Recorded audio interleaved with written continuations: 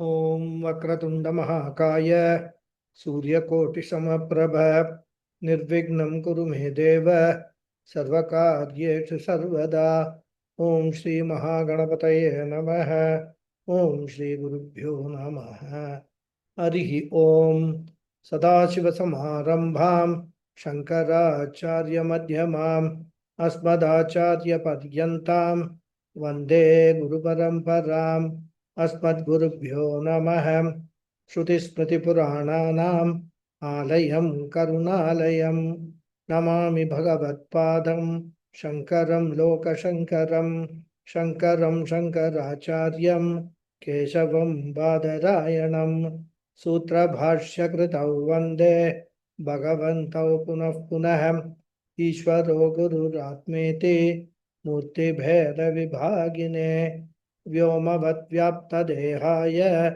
दक्षिणामूर्तये नमः ॐ श्रीमेधा दक्षिणामूर्तिस्वामिने नमः ॐ सहना भवतु सहनौ भुनक्तु सह वीर्यं करवावहै तेजस्विनावधीतमस्तु मा विद्विषावहै ॐ शान्ति शान्ति शान्तिः हरिहि ओम श्री गुरुभ्यो नमः हरिहि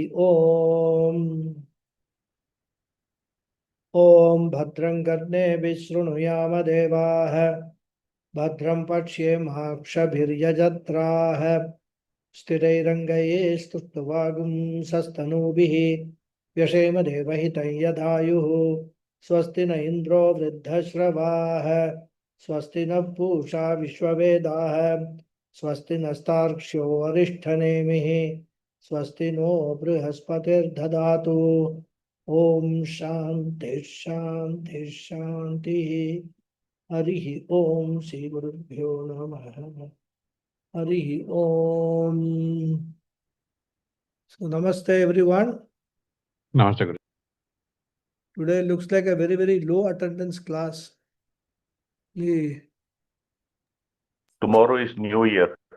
Tomorrow is New Year, no, not today. Preparation. Also, Guruji, I cannot enter this presence because chat is not allowing me. I don't know about. No, I can't understand. Now, in the chat window, we put our name and make presence. That is not allowing. I say, okay. Because all these applications, sometimes something works, sometimes something doesn't work. It doesn't matter anyhow. So we will continue the class. We will chant the second mantra of the first section of second Mundaka. Sorry? Starting will be Divyo Hamrita. Divyo Hyamurtah. Okay. Divyo Hyamurtah. Divyo Hyamurtah. Purushah. Sabhahyabhyantarah. Yajah. Apranah. Yamanah. Shubhrah. Yaksharat paratah.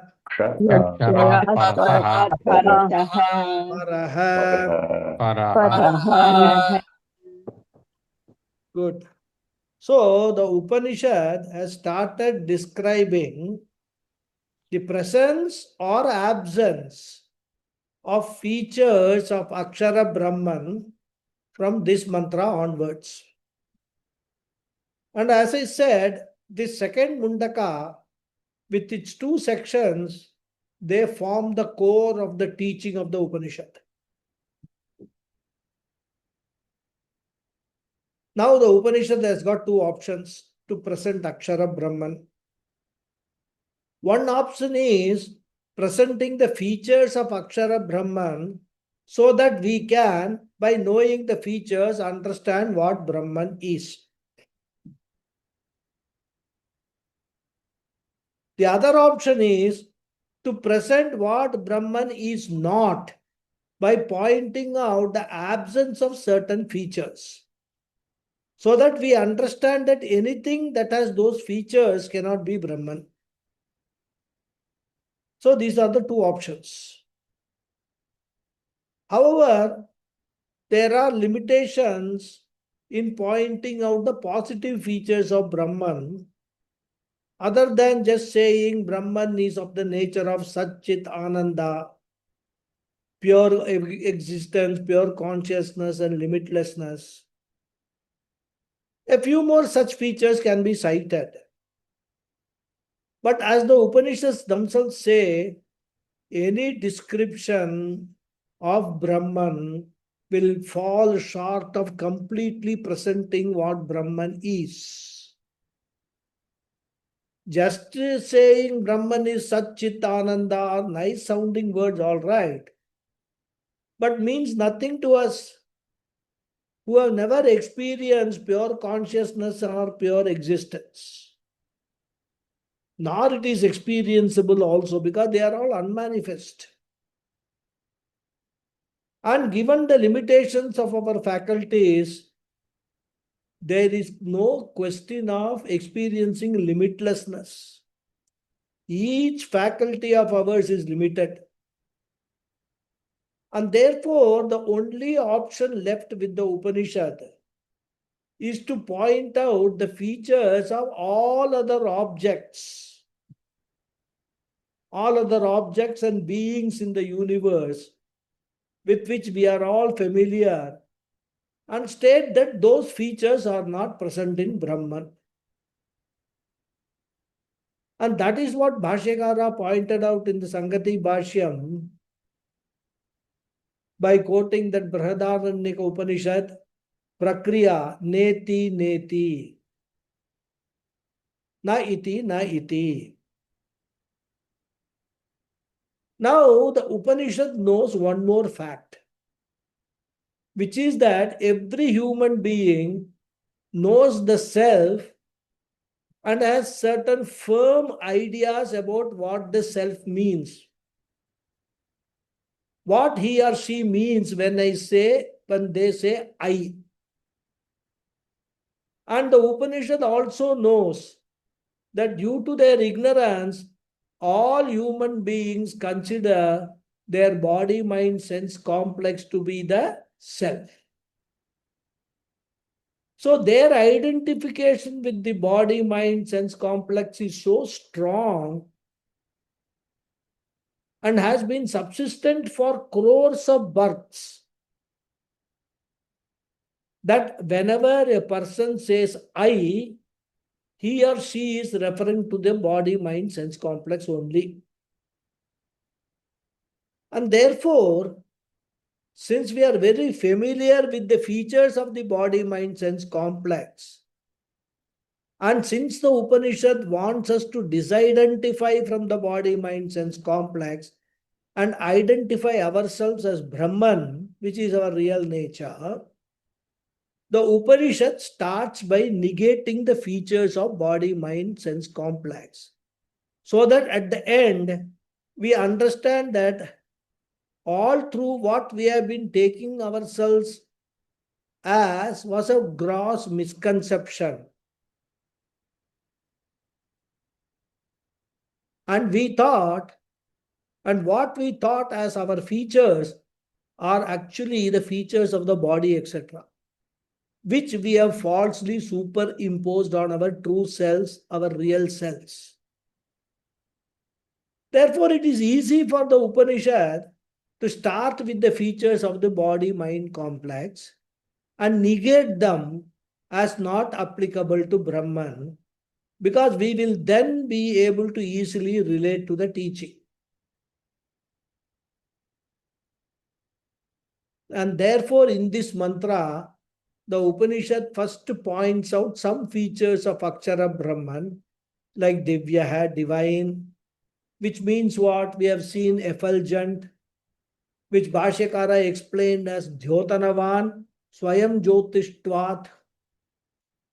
Then Amurtaha, formless, Purusha hai all-pervading consciousness, which is sabahya bhyantara hai, pervades the body, mind, sense complex, both inside and outside. Shubhra hai pure, aksharat parataf para hai, superior even to Ishvara Saguna Brahman. And therefore, the Upanishad wants us to understand that God as Jagat Karanam, whom we worship every day, is not the ultimate reality. It is only a transactional reality. And that Brahman, which is beyond even the Jagat Karanam Ishvara, is the ultimate reality. So Brahman is the most superior reality, you can say, which is superior even to the Lord that we worship. And this is a new revelation for all of us to understand the nature of Brahman, because till now we have been considering, Rama, Krishna, Shiva, Vishnu, etc. to be the ultimate. Thus, the Upanishad is negating another misconception of ours. Then the Upanishad turns its attention to some of the features of the body-mind complex. Namely, Janma hai, birth, Prana hai, life forces, Manasa hai, mind. And the Upanishad wants us to understand that these features of the body-mind sense complex is not present in Brahman, and therefore Brahman is different, something other than this body-mind complex.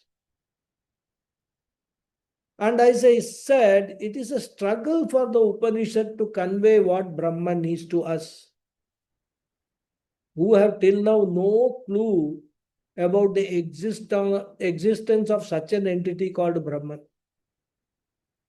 When we come to the Upanishads only, first time we are introduced to something called Brahman. And we have discussed the Bhashyam related to all these aspects, and also Bhashyakara's analysis as to why people are considering the features of the body, etc., as the features of Atma Chaitanyam. He said they are ignorant people who have got that outlook or vision fixed or centered on the varieties of upadhis such as body, etc. For such people, Atma Chaitanyam will appear as having prana, manas, mind. And because they are under the spell of avidya, ignorance. And here in this mantra, the Upanishad talks only about two features, prana and manas. But Bhashyakara supplied two more features which people mistakenly superimpose on the Atma.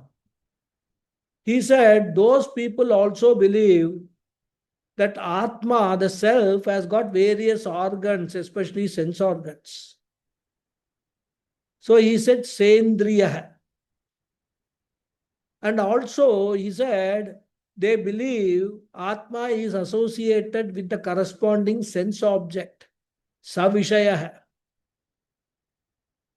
So Upanishad provided two features, Bhashyakara provided two features, and we added one more feature, and that is Atma is endowed with Sukha and Dukkha also. That is why we say, I am Sukhi, I am Dukhi, etc. And all these misunderstandings arise because of ignorance of the reality. And the purpose of the Upanishad is to teach that reality to us, so that we are freed from the spell of ignorance. So this much we discussed till the last class.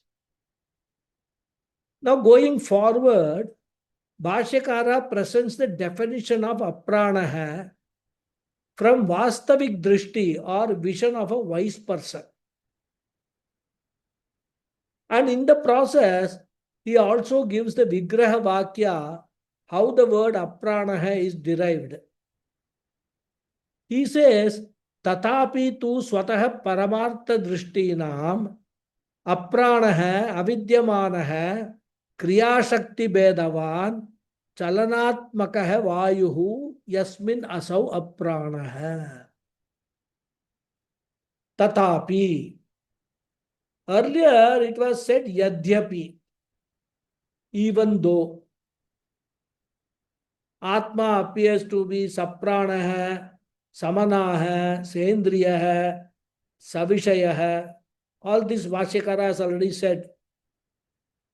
Now he says tatapi, even then, still, tu, whereas, however, swataha. Swataha means looking at consciousness from its own standpoint and not through the body lens. Nirupadika drishtya. So Bhashyakara says Paramartha Drishtina. Who are those people who have this Paramartha Drishti? They are the ones, they look at the Chaitanyam without connecting with the body. They separate the Chaitanyam from the body, cognitively of course, remembering the 5 principles. Consciousness is not a part, product, property of the body, etc. We have seen that number of times. So this understanding, those who have, they are called Paramartha Drashta. Paramartha Drashta. So Paramartha Drishtinam. So from the point of view of absolute reality, avidyamanaha means without or absent. What is absent? Vayuhu means the air. What type of Vayu is it? Kriya Shakti Bhedavan. That Vayu which is endowed with Bheda, variety of Kriya Shakti, different types of Kriya Shakti. Power of action. Unlike the mind which is associated with Jnana Shakti or Ichcha Shakti, Pranaha are associated with Kriya Shakti. So differentiate that, he says Kriya Shakti Bedava. So the prana is that which is endowed with varieties of power of action, that is called Kriya Shakti Bedava. It is prana vayu, the air, which is endowed with variety of power of action. And this prana is the one which has got the Shakti, the power of action of different kinds. For example, now I am talking to you. So for talking, one type of power is required. For walking, a different kind of power is required. For digestion, another type of power is required. For excretion, another type of power is required. And all these powers of action are there in prana. That's why called prana, apana, udana, samana. And it is also called kriya shakti bhedava. Thus, one definition Bhashyakara has given for prana. Then he gives another definition for prana. He says, chalanatmakaha vayuhu. Atmakaha means consisting of or of the nature of. Chalanam, movement. So this vayu is chalanatmaka, of the nature of movement. So really speaking, what is prana made up of? We have already seen all these things in Tattvabodha. I had shown the composition of Sukshma Sharira in a chart. I hope that Tattvabodha students remember. Prana is born of the Samashti Rajoguna aspect of all Sukshma Mahabhutas. Therefore, the prana is not really consisting of Vayu alone. Pancha Mahabhutas are there. But Vayu is the Pradhanam, most important important aspect. Because Vayu is Chalanatmaka Vayu. And this Chalanam aspect of Vayu is predominant in prana.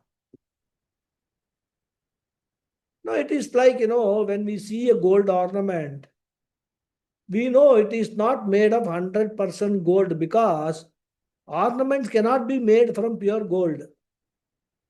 So they always mix, some other material, some other metal like copper or some metal for making ornaments. But still we call them gold ornaments because gold is pradhana in the ornaments. Similarly, in prana, though it is having all other mahabhutas, but Vayu Bhuta is pradhanam and therefore prana is called Vayuhu. And then Bhashyakara says, Yasmin asau apranaha. Yasmin means in which. Asau means that and refers to the Purusha, Nirguna Brahman. Apranaha. So we have to connect Yasmin with Avidyamana. So we can restate the sentence. Yasmin Kriya Shakti Bhedavan Chalanatmaka Vayuhu Avidyamanaha Asau Apranaha. That is how we have to do the Anvaya. The translation would be that Apranaha is that in which the Vayuhu, that is Pranaha, which is of the nature of movement and which is endowed with varieties of power of action, is Avidyamanaha, absent. Simply stated, Apranaha means the one in which the pranaha, the Vayu, is absent. So that's why he presents the Vigraha Vakya of the compound Apranaha as Avidyamana Pranaha Yasmin Asau Apranaha. In fact, when we go through the Bhashyam, sometimes we feel, Bhashyakara uses complicated sentences to state a simple fact. Because he does not want to leave any room for any kind of misinterpretation. So he visualizes all kind of objections that could be raised. And he covers all that in a sentence which appears to be very complicated. That is his Bhashyakara style. We may think that instead of touching the nose like this, he is going like this. But sometimes it is required because he is preventing the objections being raised.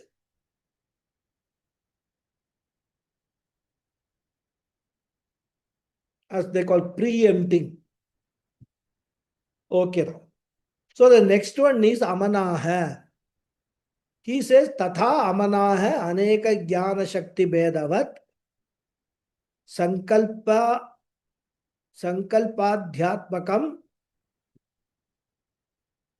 Manaha Api Avidyamanam Yasmin Soyam Amanaha.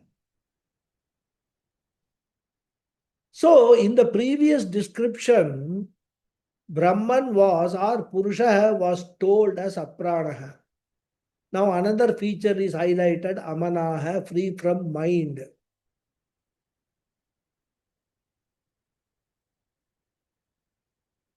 We can say Brahman is mindless.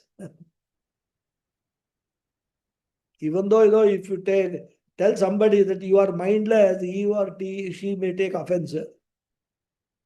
But that risk is not there with Brahman, isn't it? Who does not have a mind.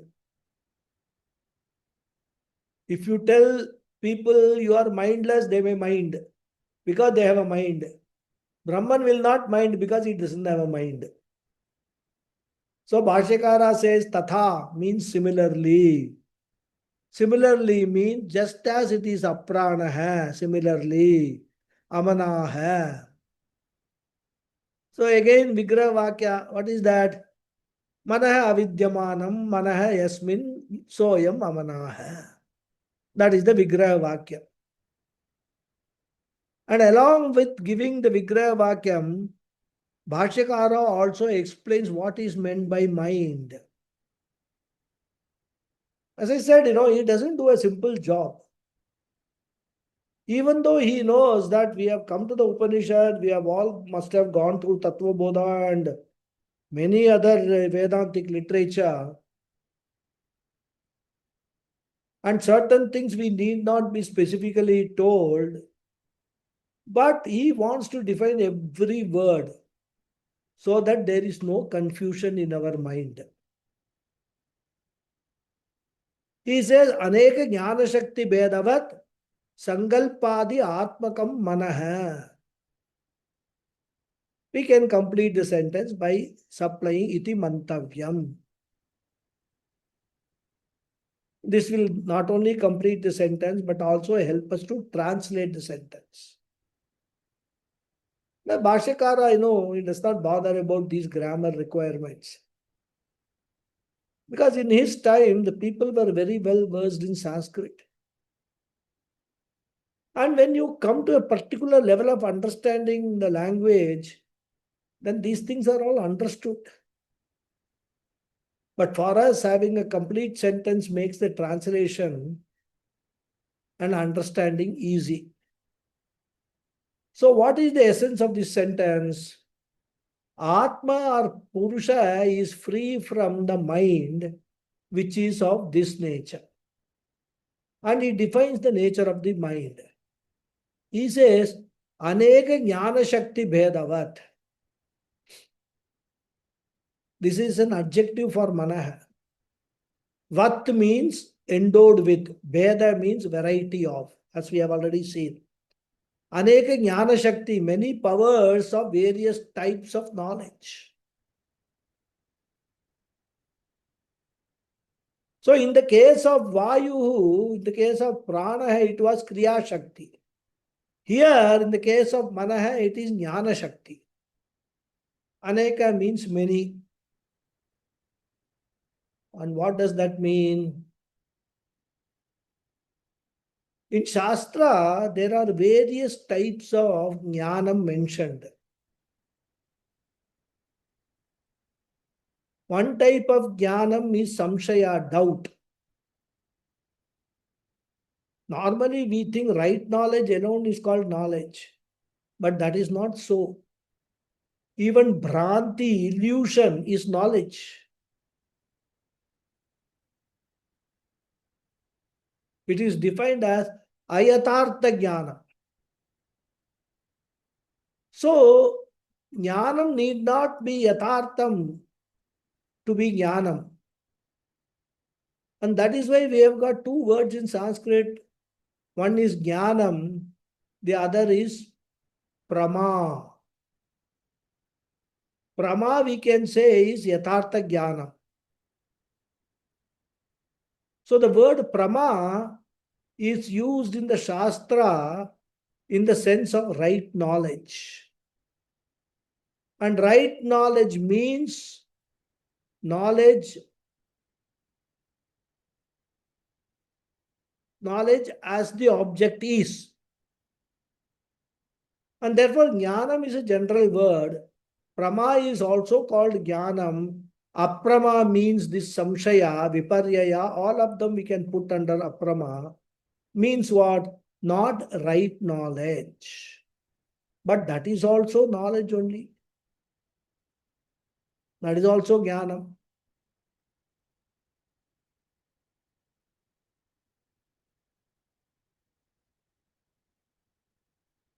In fact,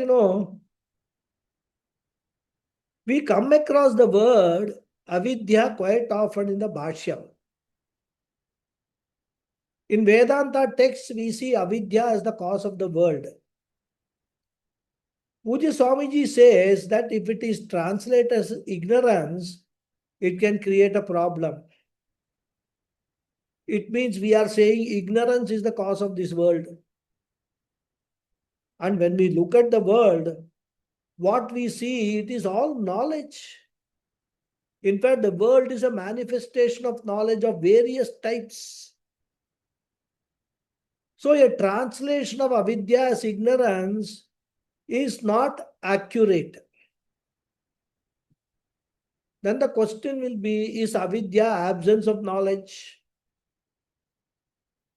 It cannot be absence of knowledge either, because there is no substance called absence or abhava.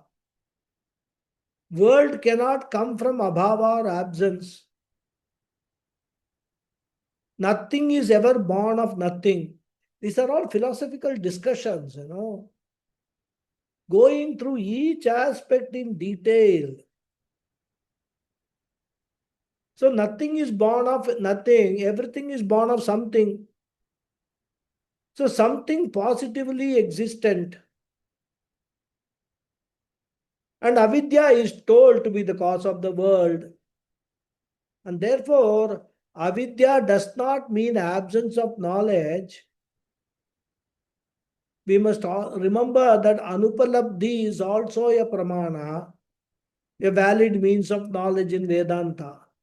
And what is anupalabdhi? You must know the definition and all, you must remember. So the knowledge of non-existence of an object is also valid knowledge.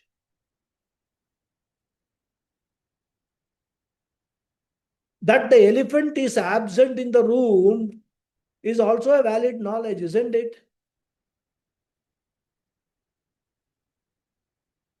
Therefore, Bhashyakara says, Aneka Jnana Shakti Bhedavat. Aneka Jnana means many types of knowledge.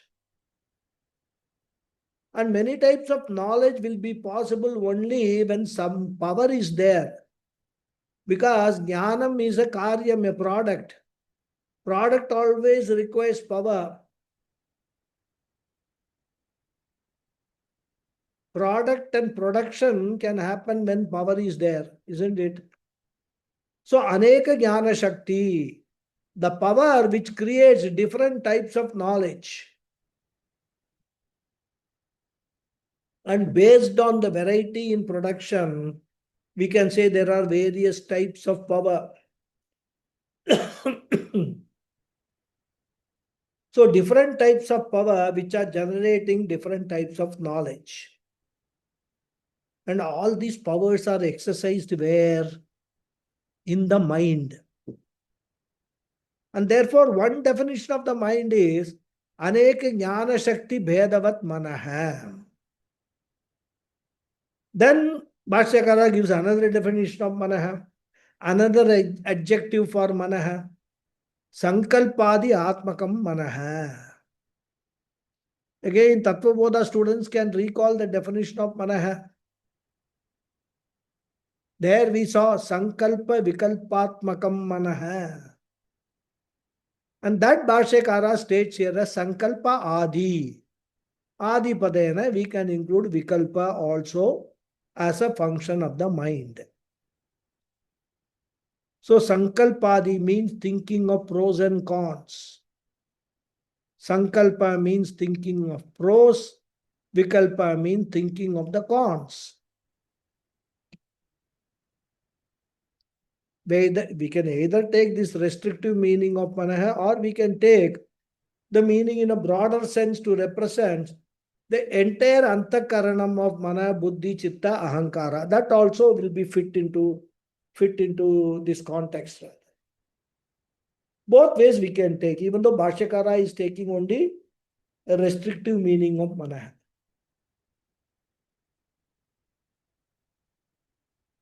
Therefore, we can take a broader meaning of the word Manaha in Amanaha. And then Manaha api, that mind also, avidyamanam, absent, does not exist. Yasmin, in whom. In whom refers to Purusha. So yam mana amanaha. So that Purusha in whom the mind also does not exist is amanaha. So here Bhashyakara says manaha api. Now, what is the significance of api? So Bhashyakara wants to yata pranaha tata manaha api. Just like prana, like that, mana also is non-existent in Brahman. Therefore, Purusha or Brahman is not endowed with prana and mana. So, what is the nature of Brahman? We will immediately say Brahman is Sakshi, a witness. Very good. Now, what do we mean by Sakshi? Is it like a witness standing in a witness box in a court and narrating what he or she has seen? Because even for being a witness, one needs antakaranam, which means the mind is required to observe an event. Chittam is required to store and recall. So is Brahman such a Sakshi? Obviously the answer is no. Because here Brahman is stated to be apranaha, amanaha. Therefore, when we say Sakshi in the sense of a witness, still we will be attributing some type of kartrutvam, some kind of thought to Brahman.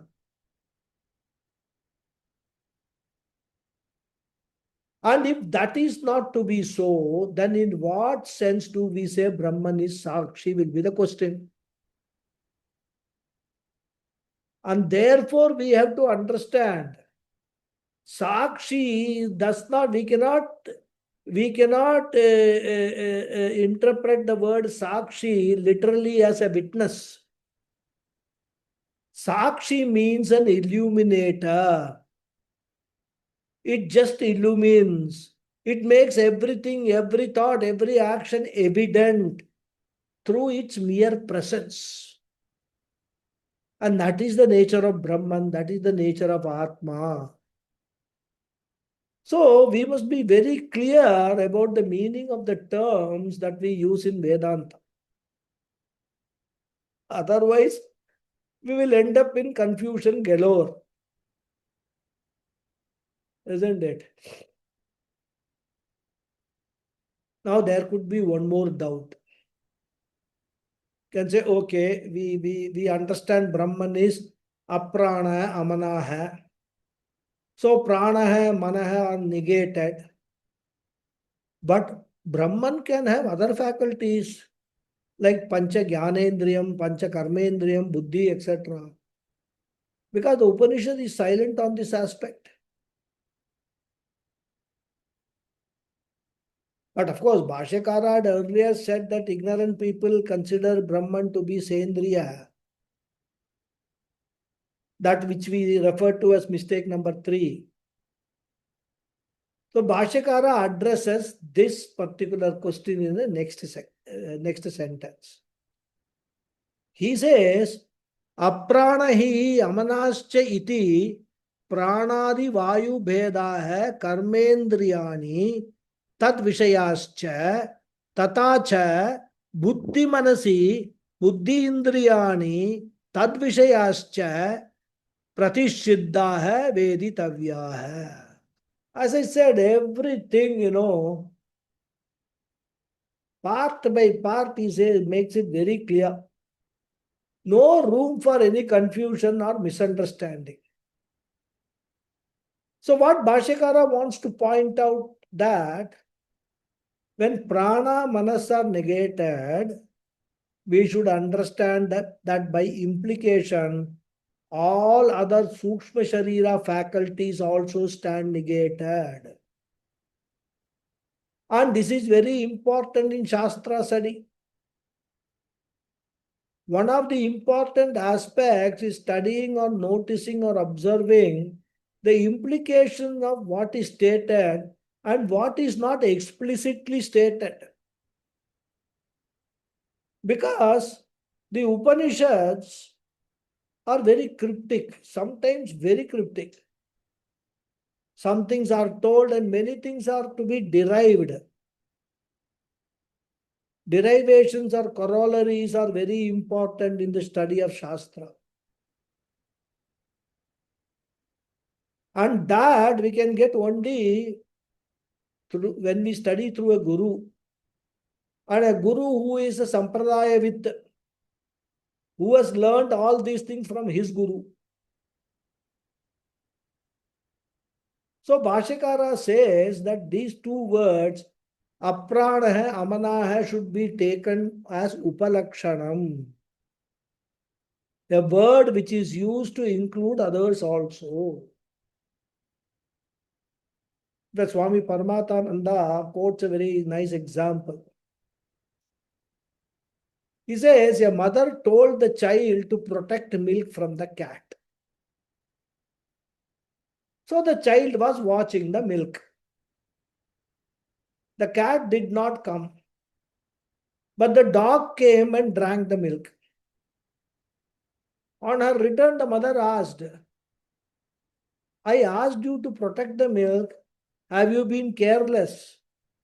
To which the child replied, you asked me to protect the milk from the cat only. Therefore, when the dog came and drank the milk, I kept quiet. So for a child, it is okay, ignorant. Because when the mother said protect the milk from the cat, she meant protect the milk from anyone who can drink the milk. So the cat was a upalakshanam, word used to include others also. So when it is said apranaha or amanaha, it should be taken as upalakshanam. What all we can include then, that means, again we refer back to Tattva Bodha. All the 17 components of Sukshma Shariram, which comprises of Pancha Jnanendriyani, Pancha Karmendriyani, Pancha Pranaha, Manaha, Buddhi, all 17 are negated. In fact, Bhashyakara goes one step further. He says not only 17 organs are negated, but also their objects, their Vishayas are negated.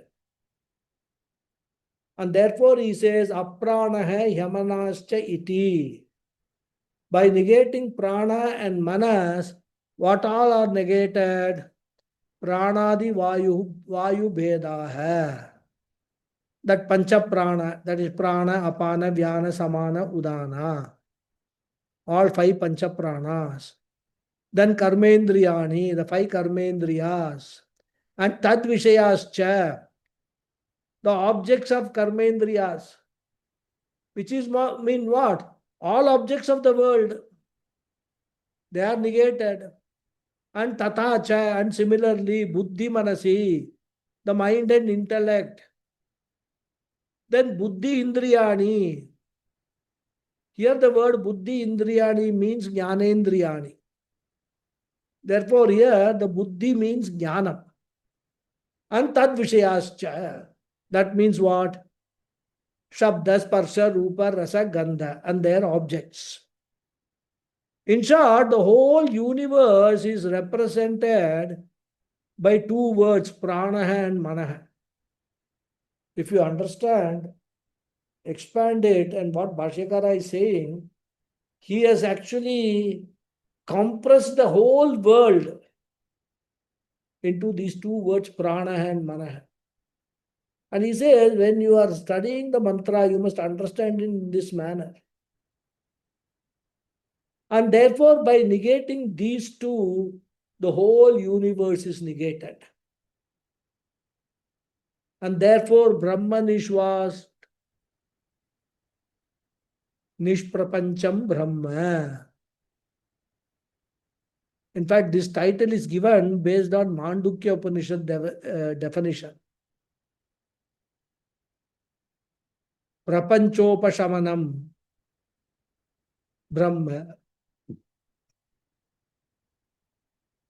All these are pratishiddaha. Pratishiddaha means negated. Iti veditavyaha. Thus you should understand. Because it is not explicitly done in the mantra, it is to be done only by implication. And next Bhashikara says that Mandukya Upanishad is not alone in describing Brahman.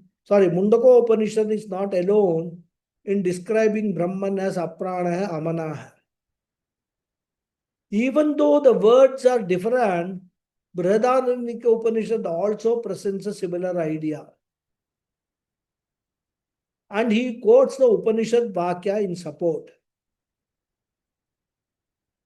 He says, Tatha Sutyantare Dhyayativa Lelayativa. This phrase occurs in Brihadaranyaka mantra 437. Iti. Tatha means in the same manner. That means what? Prana and manas are both negated in another Shruti Vakyam also. So Tatha means similarly. Shrutyantare means another Shruti Vakyam. And as I said, he quotes Brihadaranyaka Upanishad mantra. And the chapter in which this mantra occurs is called Swayam Jyoti Brahmana. In that Upanishad, negation of the mind and prana is done indirectly. The Upanishad says Dhyayati iva. The Atma is as though meditating. Lelayati iva. The Atma is as though acting or working or functioning. So here Dhyayati refers to mental activities, manah karmani. Lelayati indicates prana karmani. In fact, lelayanam literally means movement or chalanam. This is the direct meaning. And indirect meaning is prana karmani activity. So, what does the Upanishad say? The Atma as though meditates. We must note the word iva. Iva, as I said, will keep occurring. As it means as though in both the cases. So the emphasis is on the word iva. So the Atma as though meditates. Similarly, the Atma as though moves, the Atma acts, indicating physical activity. And by using the word as though, the Shruti says, really speaking, Atma is neither meditating nor moving or acting. So both meditation and action are mithya. Because meditating mind and the active prana, both are mithya. Because meditation is mithya, it indicates meditating mind is also mithya. And similarly, by saying karmas are mithya, it indirectly says active prana is also mithya. So dhyayati iva indicates mano mithyatvam. And lelayati iva indicates prana mithyatvam. So the reality of both prana and manas are negated. Therefore, dhyayati iva means amanaha, lelayati iva means apranaha. So both manas and pranas are negated. So what is the consequence of all this? Bhashyakara says, Yasmacha evam pratisiddhopadi dvayaha tasmat shubbraha shuddhaha. He says Yasmacha and because. Yasmat means because, cha and. Evam in this manner. Pratisiddha upadidvayaha. Atma is or Brahman is free from these two upadhis in the form of pranaha and manaha. Or we can take, upadhi dvayaha, we can take it as stula and sukshma sharira upadhis also. Contextually, with reference to this mantra, we can take it as pranaha and manaha. But taking a wider meaning, which we have discussed just now, we can take stula sukshma shariram also as upadhi dvayaha. So we can take prana manaha or stula sukshma sharirams. Both are okay. So he says, tasma, therefore, Brahman is shubhraha. Shubhraha is equal to shuddhaha, free from all impurities.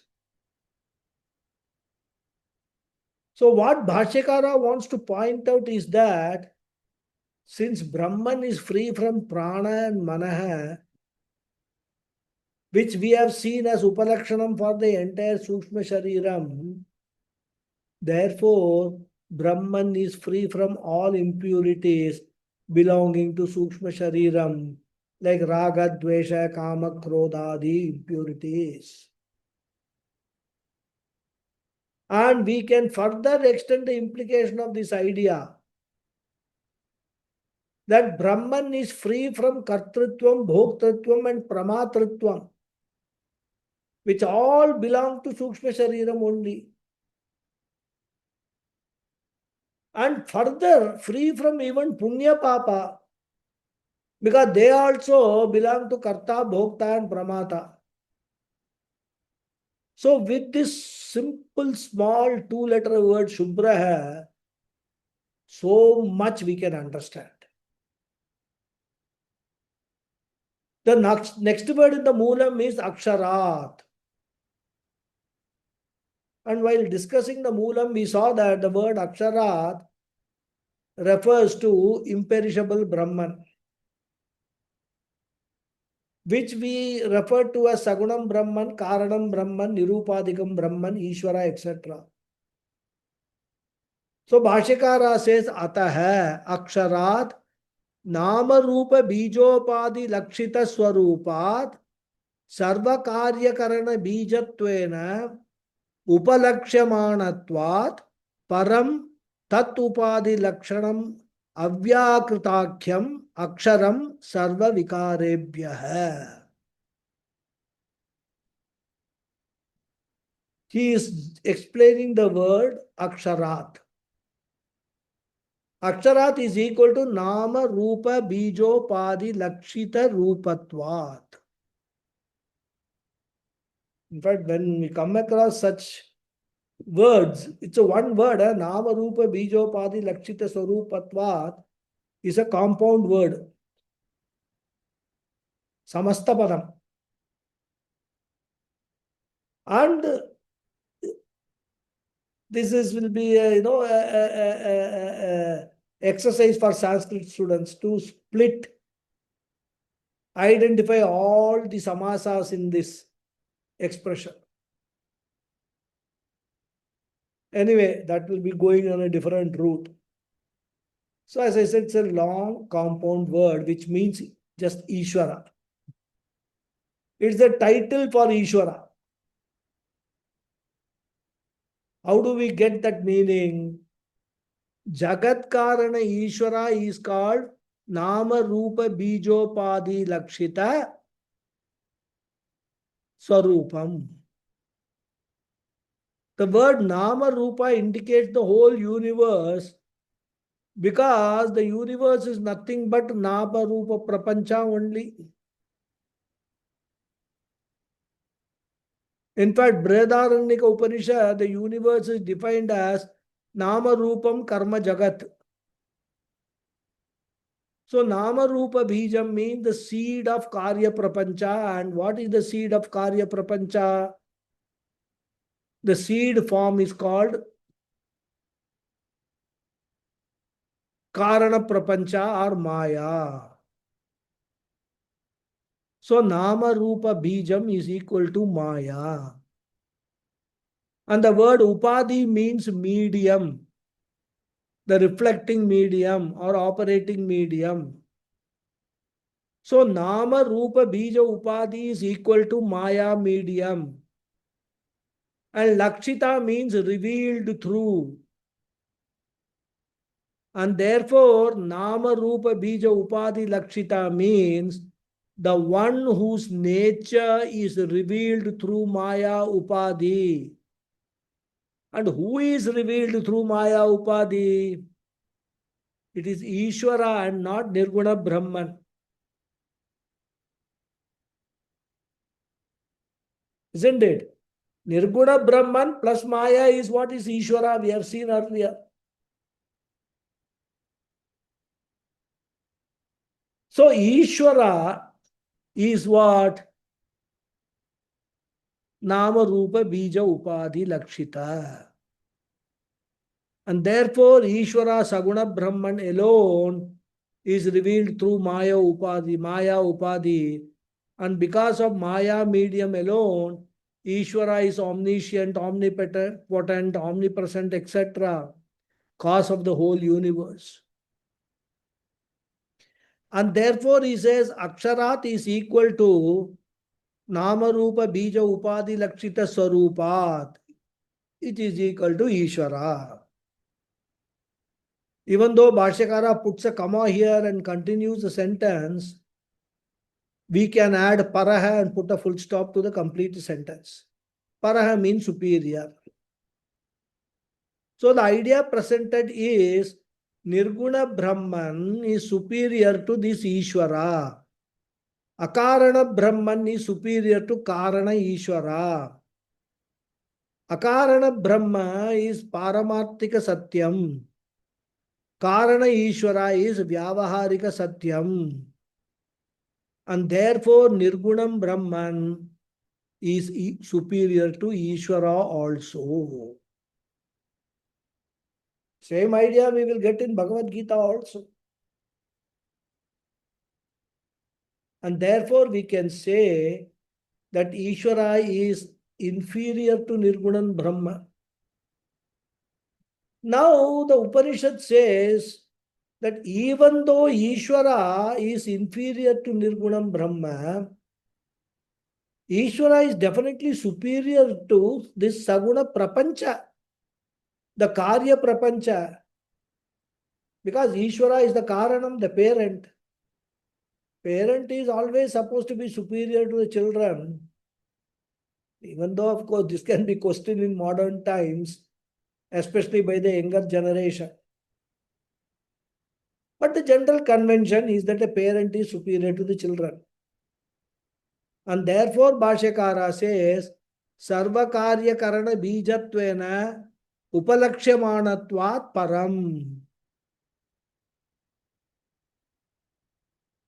We will skip this part of the sentence for the present, come back to it later on, and we will now go to the next part of the sentence because it has to be connected with the next part of the sentence.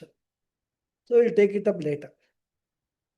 Then he says, Tad Upadhi Lakshanam Avyakritakhyam Aksharam Sarva Vikarebhyah. Again, all these three words refer to Ishvara.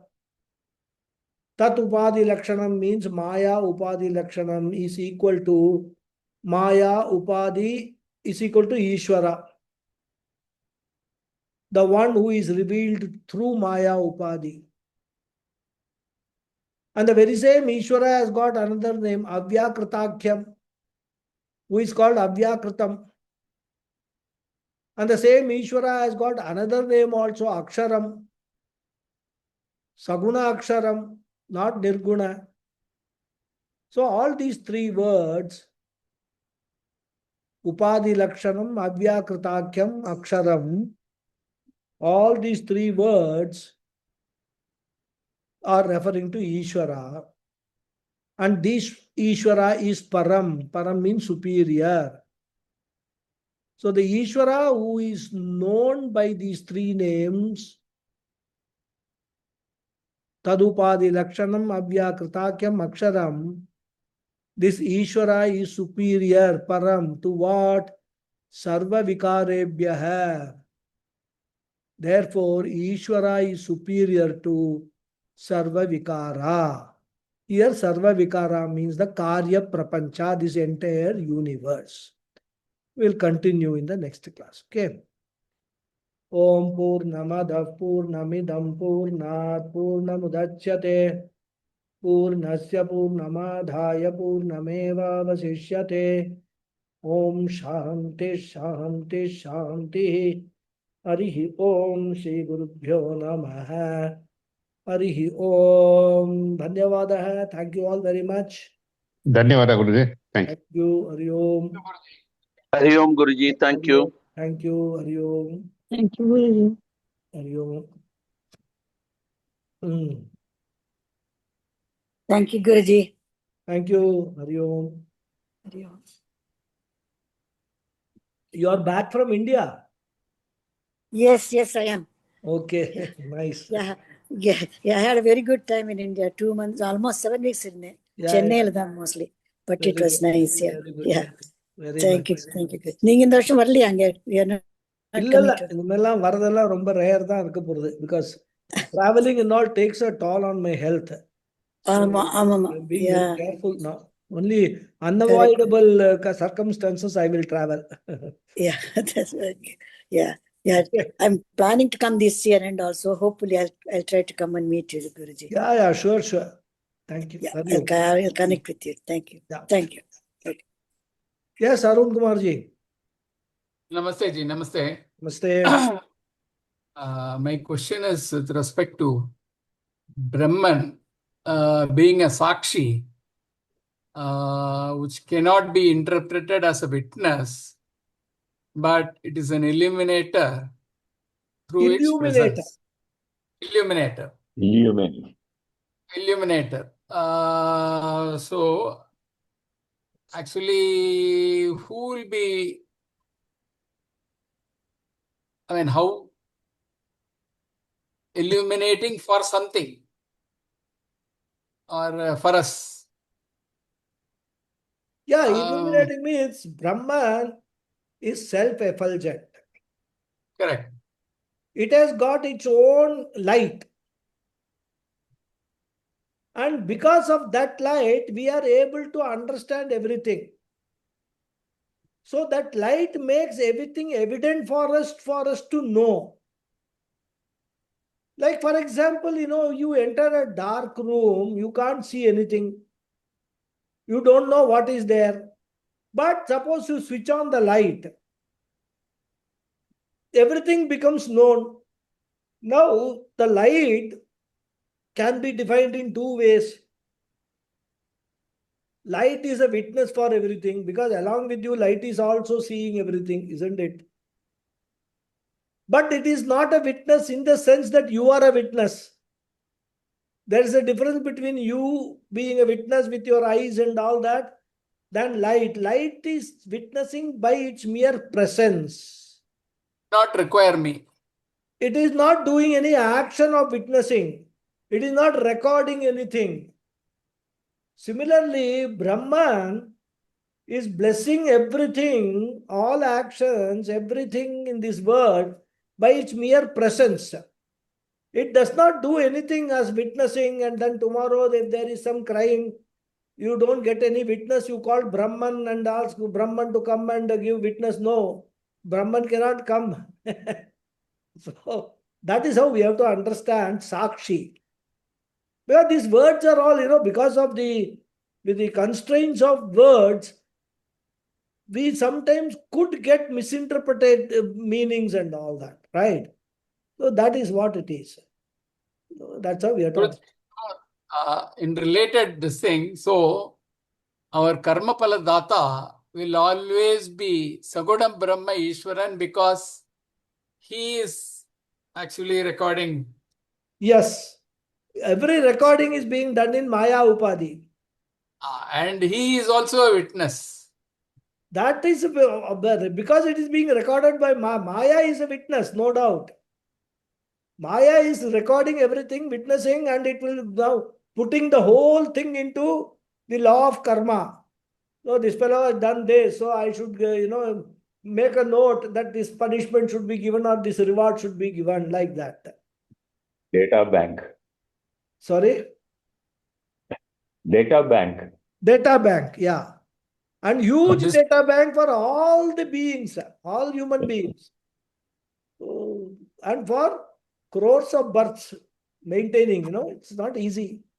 And Saguna Brahma Ishwaran is only there for the BMC complex. Nirguna Brahma Ishwaran, being beyond the senses, we will not be able to. See, Maya, as such, you have to understand, is a jada. Maya cannot do anything of its on its own. Because of being blessed by Nirguna Brahman, the consciousness, Maya becomes sentient and active and does all these things. If you remove Nirguna Brahman from Maya, Maya cannot do anything. It is only Maya. It will vanish. Because of presence Dummy. of Nirguna Brahman, Maya is also present. All these connections we have to make while understanding this. Yeah? Are you? Thank you, Guruji. Thank you. Thank you. Any other question? Yesterday I had a very pleasant chat with Ah. Swami Sakshat Kritanananda. Oh, very good. Very good. He is in Bangalore? No, he is in London. Okay. They are having a camp there. Okay. There is the Swaminiji, who had taken Diksha about 2 or 3 years back. Okay. Chitte Karan Sonanda. Oh, okay. You remember I had discussed with you also when you were in Bangalore. Yeah. then I remember. Yeah, correct. Her parents are both doctors. Okay. So, so the Swami was staying with them, Okay. and there is a camp which my son is attending. Very good. Okay. So I was speaking to this doctor, her Ah. father. Ah. So Swami was also sitting with him. He said, "Let me also have a chat with him." Okay. Very nice. Gentle chit chat. It was very nice. He is a very, very erudite scholar.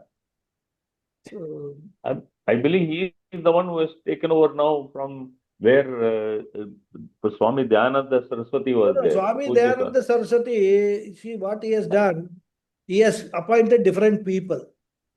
So, Swami Sakshat Kritananda is in charge of Rishikesh Ashram. Rishikesh, correct. But he is very senior.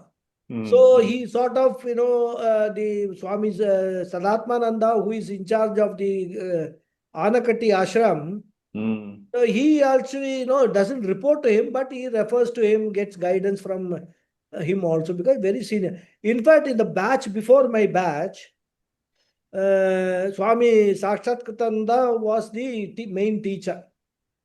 Oh. Then, of course, after that batch was over, he left.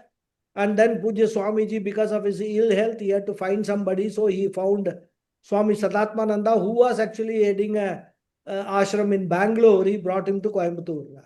Okay. So that is how. So I did mention to him that I am learning from you. I mentioned your name. Yeah, but he wouldn't know he wouldn't know me. He didn't know much. Yes, yeah, he didn't. He didn't, because I have never studied under him. And in fact, I've probably not even met him, rather, because whenever I was there, he was not there. And whenever he comes, I don't go to the ashram. That is why. And in fact, what happens is they conduct camps and all that, but for acharyas like me, it becomes difficult to attend camps. Because then we have to compromise. I have to, cancel my classes and all that. Correct. It becomes difficult, rather. So that is why I want to give preference to my classes, because that is my sadhana. So that is it. He has been there for the last 1 week. He's going to be there for another 1 more week. Is it? Okay. Yeah. Is he Thereafter, teaching I any think he text returns. there? Sorry? Is he teaching any text there? The general lectures on Vedanta, Okay. Bhagavad Gita, and various alleged subjects. Okay. It's about a week's camp only. Okay. In some kind of a mansion, which the Oh. owner has given it for such events. Okay.